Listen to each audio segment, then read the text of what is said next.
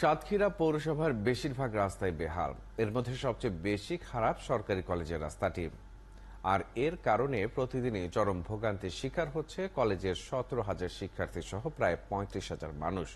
ছোট ছোট দুর্ঘটনা এখন নিত্যদিনের ব্যাপার। তাই বড় কোনো দুর্ঘটনার আগে রাস্তাটি সংস্কারের দাবি শিক্ষক, অভিভাবক সহ ছাত্রছাত্রীদের।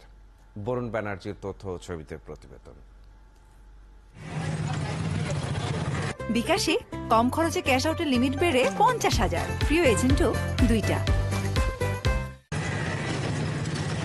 প্রথম শ্রেণীর পৌরসভা সাতক্ষীরায় মোট রাস্তা 300 কিলোমিটার। এর মধ্যে প্রায় 200 কিলোমিটার রাস্তার দশাই বেহাল। জায়গায় জায়গায় ইট পাথর উঠে তৈরি হয়ে আছে খানাখন্দ। সামান্য বৃষ্টিতে পানি জমে বাড়ে ভোগান্তি। শহরের পোস্ট অফিস থেকে পুরাতন সাতক্ষীরা পর্যন্ত কলেজ সড়কে পারতপক্ষে যেতে চায় না কোনো ভ্যান বা রিক্সা।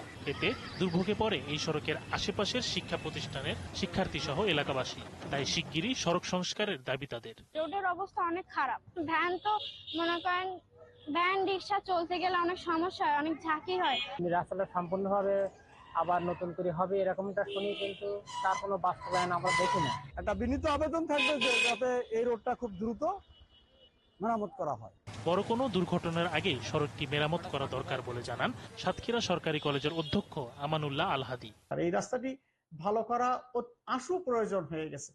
আমাদের মাননীয় সংসদ সদস্য মহোদয় জাতীয় সংসদে উঠিয়েছেন, তারপরও ফয়সালা এখনো হয়নি।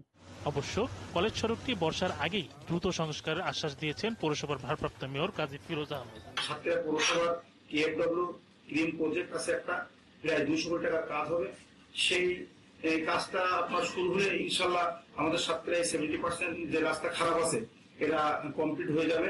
কলেজ সড়ক ছাড়াও সবচেয়ে খারাপ অবস্থায় আছে মাছখোলা রোড, শহীদ রিমু সরণি, বদ্দিপুর কলোনি রোড, পুরাতন পাসপোর্ট অফিস রোড, কাটিয়া সরকার পাড়া রোড ও পানসি রেস্তোরাঁ রোড।